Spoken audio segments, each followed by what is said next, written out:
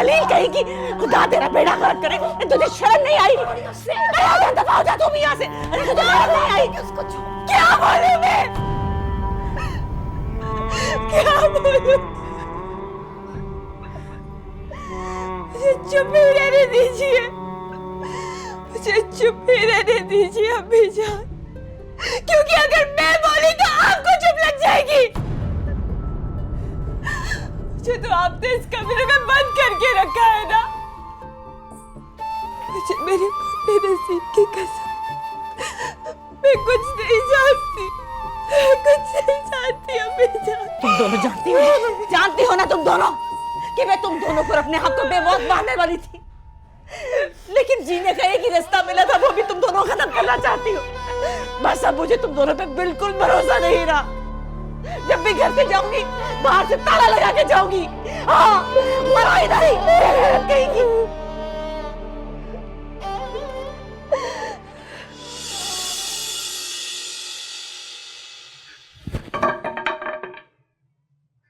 समझ में नहीं आ रहा क्या करूं,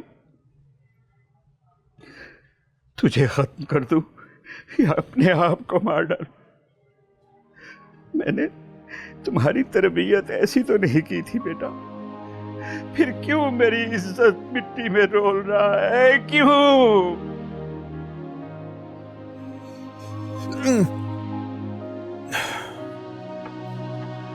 अब्बा जी, आपने मेरे कुछ कहने से पहले ही मुझ पे हाथ उठा दिया। अगर बोलने देते तो मैं साबित कर देता कि मैंने कोई गुनाह नहीं किया, कोई कसूर नहीं किया, मगर आपका हाथ रोक के मैं ये साबित नहीं करना चाहता था कि मेरी तरबियत में कोई कमी रह गई।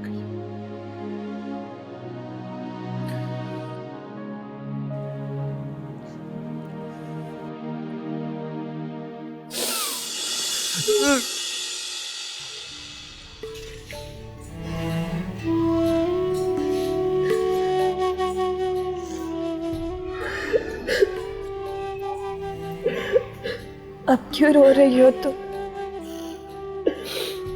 तो मेरी जिंदगी को अच्छा बनाना चाहती थी ना हलीमा।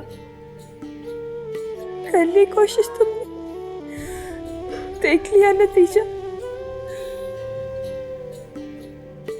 मैंने कहा था ना, वो लड़का मेरी जात के लिए मनहूस है। मेरी जिंदगी ऐसे ही बर्बाद रहेगी। और कसूर अम्मी जान का भी नहीं है,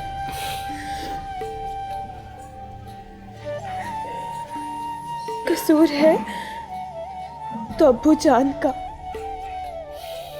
अगर कोसना है तो अब्बू जान को कोसो। अम्मी जान भी बेचारी क्या करे।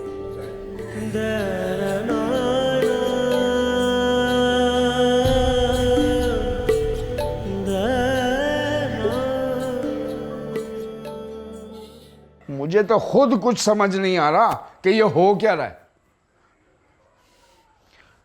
मैं तो रात से ये सोच सोच के पागल हो रहा हूं कि इस बात पे पर्दा कैसे डालूं। मास्टर भी बिफर रहा था, और हो ना हो उस लड़के ने भी अपने बाप को ये बात जरूर बताई होगी कि मासूमा तलाक लेके वापस आ चुकी है। बेगम जी, एक दफा बात निकल गई और मोहल्ले वालों को पता चल गया तो मेरी भी इज्जत चली जाएगी। एक बात कहूं बेगम जी, अब आपकी और मेरी इज्जत आपके हाथ में है। मैं तो कहता हूं आज ही मासूमा का निकाह अंसार गुल से करवा देते हैं। मासूमा की कौन सी इज्जत बनती है। किस सोच में पड़ गई बेगम जी? मेरा भरोसा करें, मैं आपका बुरा तो कभी नहीं चाहूंगा।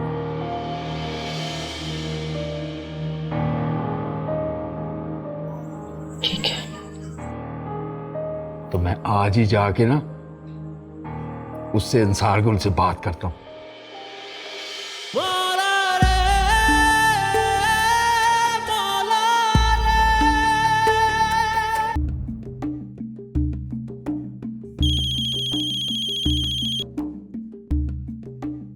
हाँ बोल मेरी जान। एहसान अली कहाँ हो तुम? मैंने बताया था ना कि घर में राशन खत्म हो गया है और तुम्हारा कुछ पता ही नहीं है। अब मैं क्या बनाऊं, घर में कुछ भी नहीं है। और मैं जरा बेगम के चक्कर में फंसा हुआ हूँ, तुम फिक्र न कर। मैं ये बेगम तुम्हें बर्बाद करके रख देगी एहसान अली। जब से कम वक्त आई है दिन रात उसी के कामों में लगे रहते हो, उसी के लिए सारी भागदौड़। मेरी तो कोई परवाह ही नहीं है तुम्हें। ओ मेरी जान, तुझमें इतना गुस्सा क्यों भरा है? गुस्सा तो बहुत है एहसान अली, लेकिन मैं तुम्हें बताती नहीं हूँ। चल छोड़ ना, मैं कबीर को कहता हूँ राशन दे जाएगा घर। ना तुम क्या बेगम के घुटनों में ही बैठे रहोगे? और बस भी कर दे अब। बेगम बेगम की रट तो तू ऐसे लगा रही है जैसे तेरी सौतन है वो। और पापा काम के सिलसिले में मिलता हूँ, और खबरदार जो आगे से कोई बात की हो, ठीक है? मैं कबीर को कह रहा हूँ राशन दे जाएगा तुझे। आज मुझे बड़े काम है, तंग नहीं करना मुझे। रखो फोन।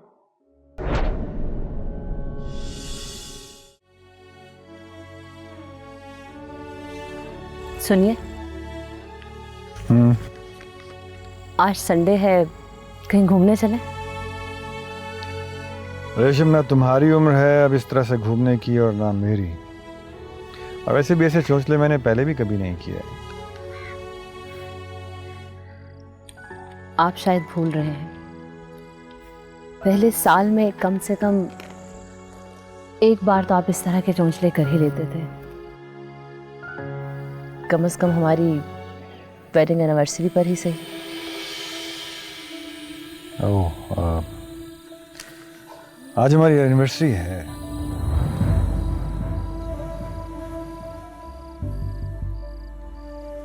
आपको याद ही नहीं तो फिर गिला करना तो बनता ही नहीं ना। क्यों? जिन हस्बैंड्स को अपनी एनिवर्सरीज याद नहीं होती, क्या वो अपनी बीवियों से प्यार नहीं करते? आप करते हैं? ऑफ कोर्स, कोई शक?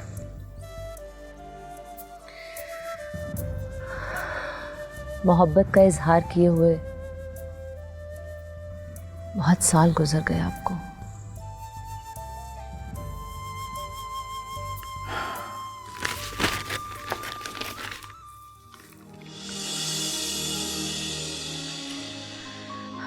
मैं कह रही थी कि हम लोग कहीं डिनर पर बाहर चलते और फिर।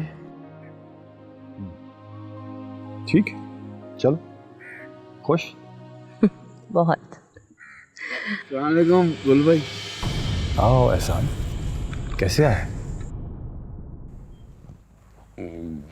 गुल भाई, मुझे अकेले में बात करनी।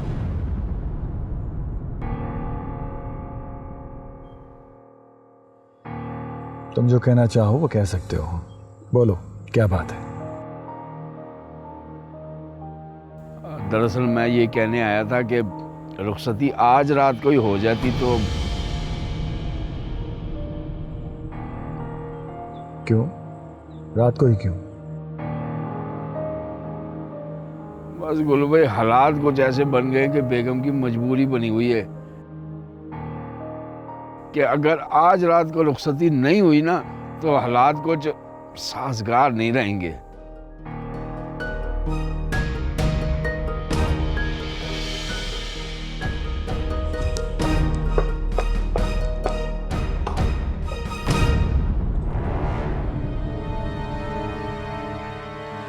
और रुखसती? गुल भाई, ये बात तो आप जानते ही हैं कि अब रुखसती के लिए आपको वहां जाने की जरूरत नहीं है। लड़की वाले खुद ही लड़की लेके आएंगे और वापसी पे छोड़ के चले जाएंगे। रुखसती तो ऑटोमेटिक ही हो जाएगी, हैं? ठीक है।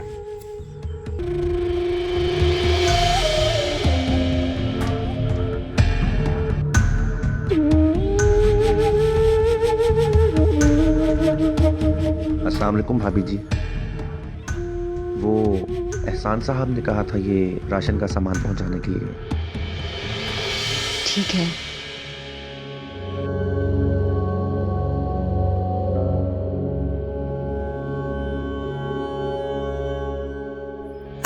भाभी जी वो किचन वहाँ।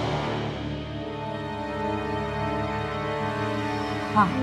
तो ये सामान में वहाँ। हाँ।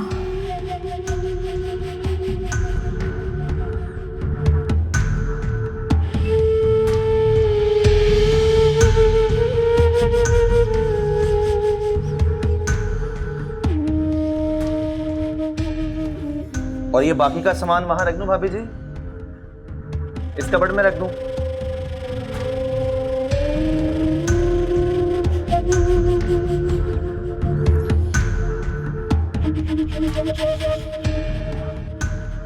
वो भाभी जी और कुछ?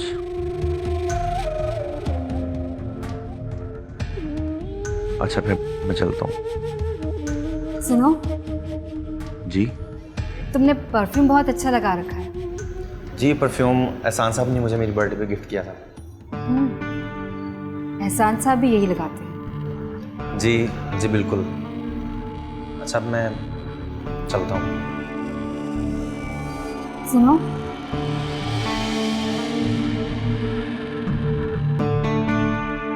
एक कप चाय पीने में कितना टाइम लगता है? मैं चलता हूँ। रुको मेरी बात सुनो।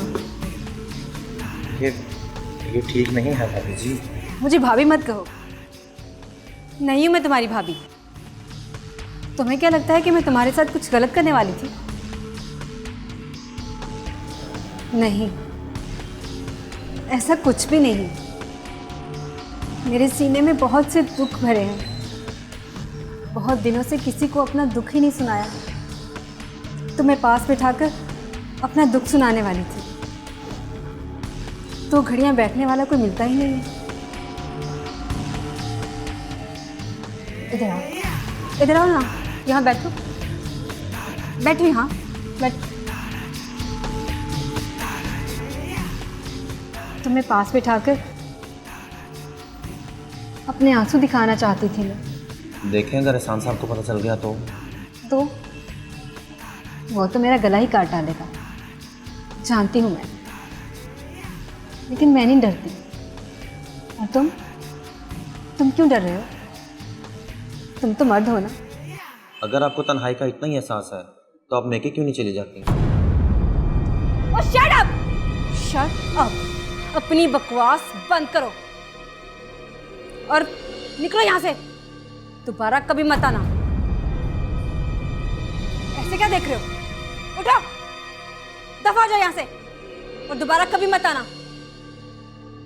और सुनो जी, एहसान साहब को इस बात का पता नहीं होना चाहिए। भाभी आप बेफिक्र रहें।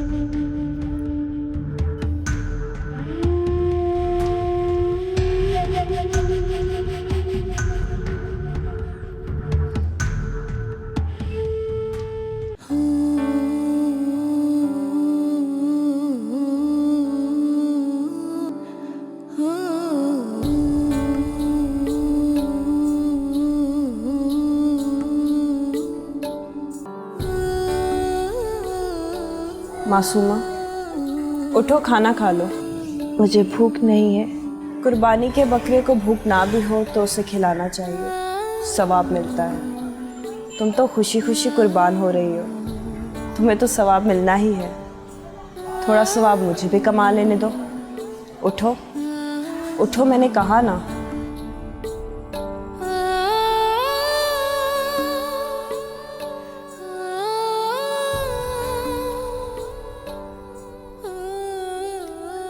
मटन पका है।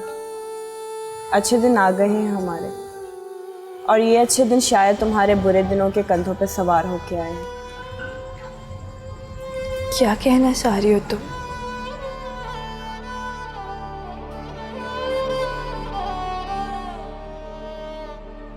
ये तेरा शादी का जोड़ा है, नया जोड़ा।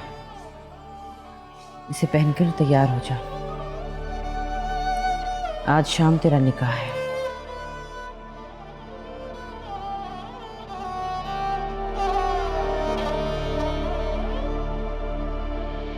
मौला ये कैसा दर्द है, ना हम दर्द है ना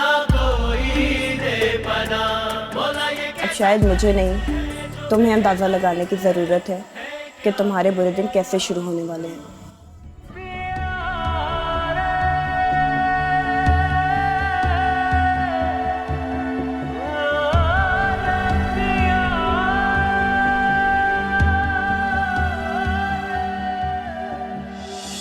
आप ठीक कह रहे हैं शहजाद साहब, लेकिन ये कोई तरीका नहीं है कि सुबह 9 बजे मुझे फ़ोन करके राव कुर्बान साहब उठा देते हैं। उनको मना करें, ऐसा ना किया करें। कोई बात नहीं, ऐसा करते हैं, शाम को जिमखाना में मिलते हैं, वहां बात करेंगे। ओके, अपना ख्याल रखिएगा।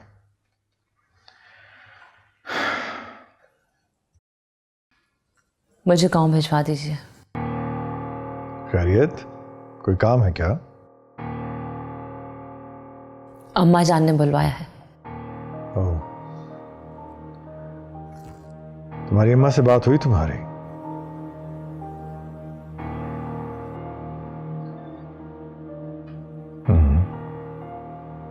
रेशम, मुझे इससे कोई फर्क नहीं पड़ता। तुम्हें पड़ता है फर्क? देखो रेशम,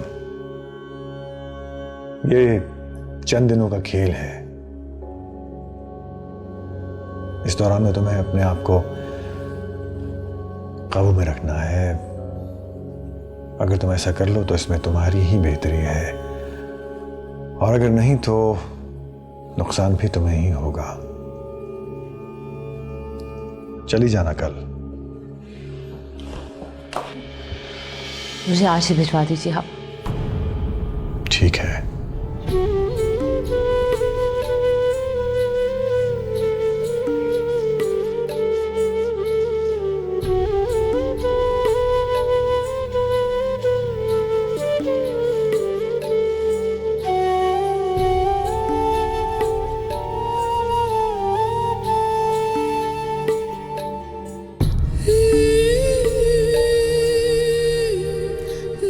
क्या प्रॉब्लम है इन्हें? मेरा कितना टाइम जाया हो रहा है, इनके आंसू रुकने को ही नहीं आ रहे। इसके आंसू नहीं रुकेंगे, आप इन आंसुओं की परवाह मत करें। इन आंसुओं की परवाह तो खुद इसको नहीं है। आप जैसे तैसे अपना काम मुकम्मल करें।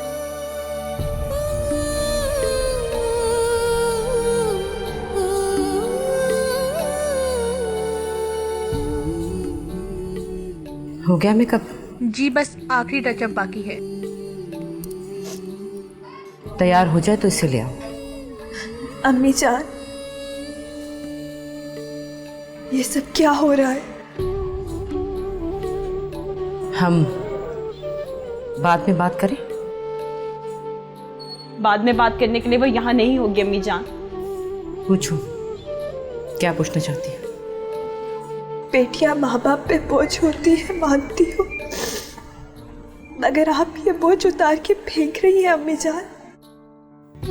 हाँ, बहुत ज्यादा बोझ है मुझ पर, इसलिए कि ये बोझ माँ बाप के कंधों पर नहीं, सिर्फ माँ के कंधे पर है। और उसके साथ साथ बेटी की बदकारी की इल्जाम का बोझ और तलाक के दाग का बोझ भी शामिल है। और कुछ पूछना है तुझे?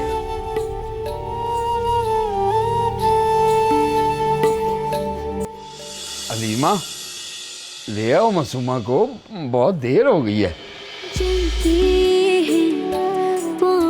ये मेरे दुख की कड़ी धूप में ठंडे हूँ जख्म ये मेरे। आपके नाजुक कंधे के सदके मेरी जिंदगी और मेरी खुशियाँ सब कुर्बान अम्मी जान।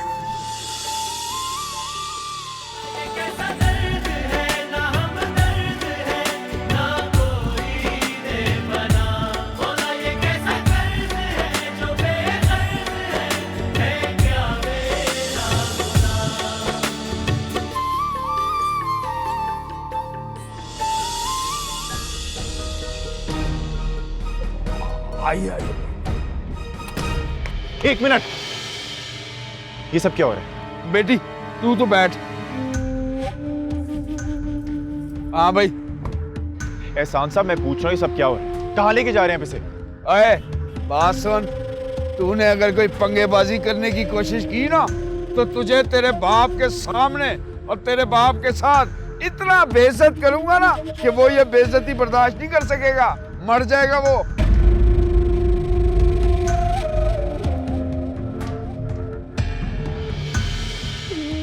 देख मासूमा, अपने चारों तरफ देख, कितना बड़ा घर है, क्या शान शौकत है तेरी। तेरी तो किस्मत खुल गई। बड़े घर से किस्मत खुल जाती है अम्मी जान। पहले भी जिस घर में गई थी वो भी बहुत बड़ा था।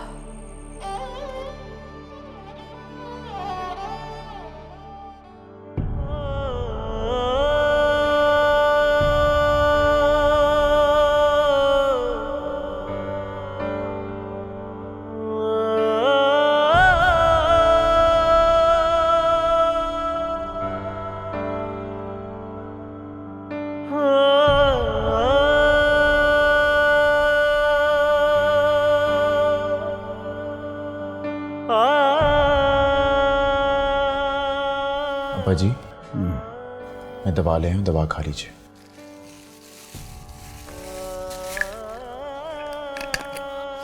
ये ले।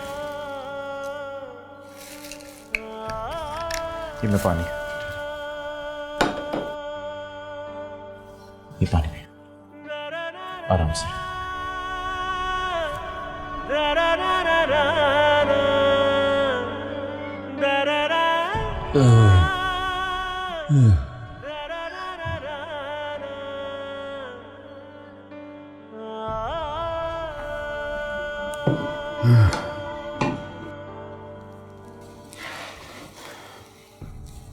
जीता रहे बेटा, जीता रहे।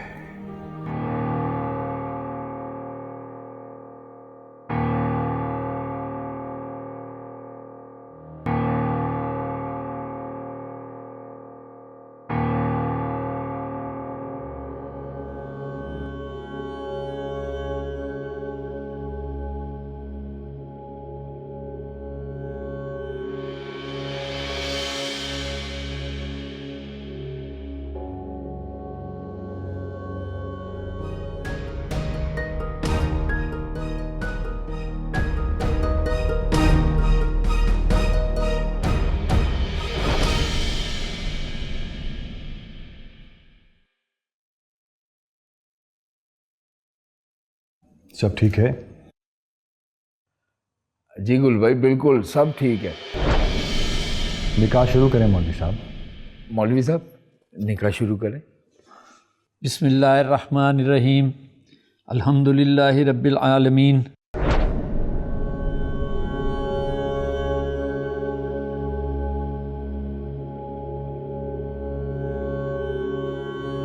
ये सब क्या हो रहा है? बेटी तू तो बैठ। हाँ भाई।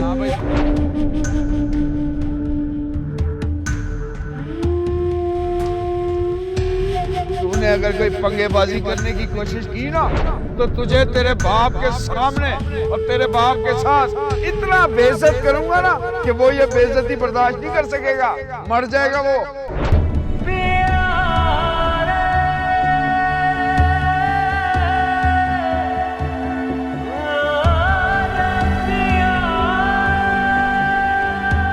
अंसार गुल वल्द अयाज गुल बाइवज हक महर 5 लाख रुपए सिक्का राजुरत। मासूमा शौकत अली वल्द शौकत अली, आपके निकाह में दिया जाता है। आपको कबूल है?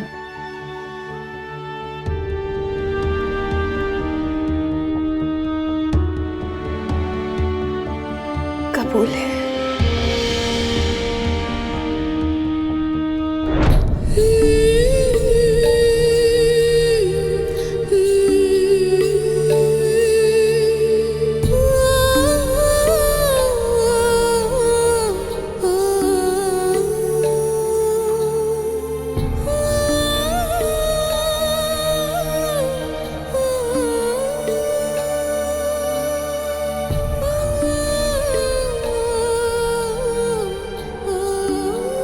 जा मासूमा।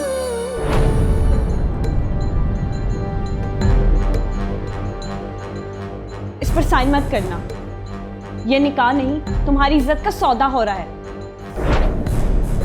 देखिए अम्मी जान, ये कॉन्ट्रैक्ट मैरिज है, इस पर पहले से तलाक लिखी हुई है। हमें बेवकूफ बनाया जा रहा है। ये क्या है एहसान साहब? नहीं नहीं नहीं, ये लड़की पागल है, गलत कह रही है ये। ना ही मैं पागल हूँ, ना ही अंधी और ना ही अनपढ़। मैं इस निकाहनामे को पढ़ भी सकती हूँ और देख भी। मासूमा, देखो इसमें क्या लिखा है, पढ़ो इसे, देखो इसमें क्या लिखा है।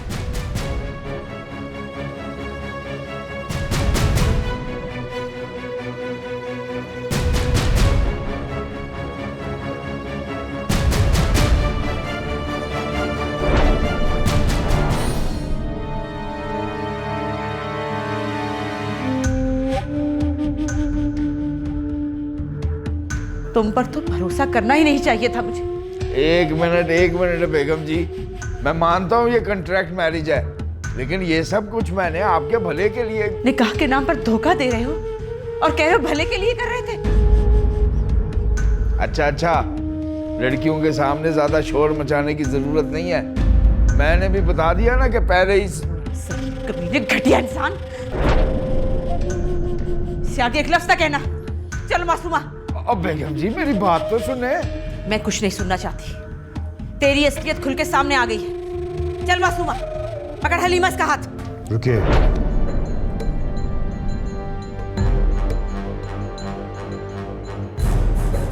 आपसे 2 मिनट बात कर सकता हूं मैं?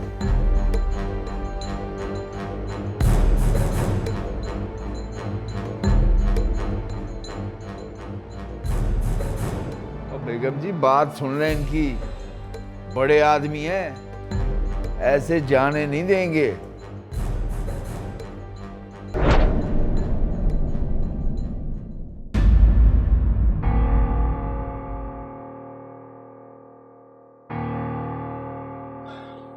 तशरीफ रखिए। नहीं, मैं ठीक हूँ यहीं पर। ठीक है, आप बात नहीं करना चाह रही तो मैं आखिरी बात पहले किए देता हूं, और वो बात यह है कि चाहे कुछ भी हो जाए, मासूमा यहां से नहीं जा सकती।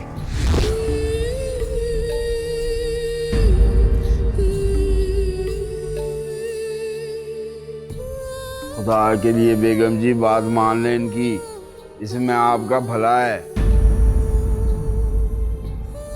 समझने की कोशिश करें, मैं निकाह कर रहा हूं, कोई गुनाह नहीं, और इसके लिए मैं आपको अच्छी खासी रकम देने के लिए तैयार हूं। फिर एक तयशुदा मुद्दत के बाद मासूमा को बहिफाजत घर पहुंचा दिया जाएगा। उसके बाद आप उसकी जहां भी शादी करना चाहेंगी, मैं उसमें आपकी मदद करूंगा। जैसा और जितना जहेज आप देना चाहें वो मैं दूंगा, और अगर आपको भरोसा नहीं तो मुकर्ररा जहेज की रकम देने को तैयार हूं अभी। आपकी और आपकी बेटियों की जिंदगी बन जाएगी।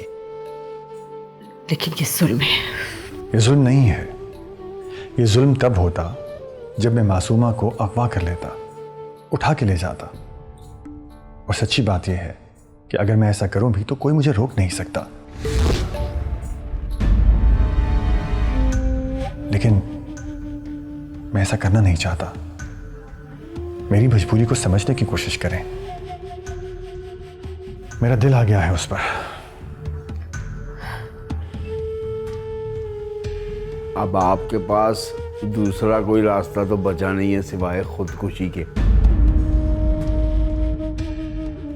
सोचें बेगम जी, आप अगर मासूमा को यहां से ले भी जाती हैं तो दुनिया वालों को क्या जवाब देंगी?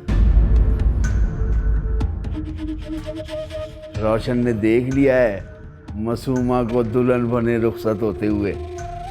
वो तो यही समझेगा ना कि अच्छा भाई, मासूमा तो एक रात की दुल्हन बना करती है, और उसे इस पर मजबूर करती हैं आप। बेगम जी। एहसान अली, मैं आपकी बहुत इज्जत करता हूँ, जितनी नवाब साहब के ज़माने में करता था। हालांकि आपकी वो हैसियत रही नहीं है। देखिए, अब मुझे सिर्फ आपकी हाँ सुननी है, और वो भी जल्द से जल्द। जितनी बहस मैंने आपसे की है आज तक किसी और से नहीं की। ये ठीक कह रहे हैं, इसी में सबका भला है। 1.5 माह की तो बात है। कोई सवाल करेगा कि मासूमा की तलाक क्यों हुई, तो इसका तो कोई मुनासिब जवाब दिया जा सकता है। लेकिन अगर आप इसे ले गई ना, तो फिर तो दुनिया यही कहेगी कि ये धंधे वालियां हैं। धंधे वाली तो बना दिया तुमने। मेरे ऊपर इल्ज़ाम रखने के बजाय ये इल्ज़ाम नवाब शौकत हुसैन पे धरें तो ज़्यादा अच्छा लगेगा। चलिए, निकाह का वक्त हो रहा है। आपकी इजाज़त के बगैर वो साइन नहीं करेगी।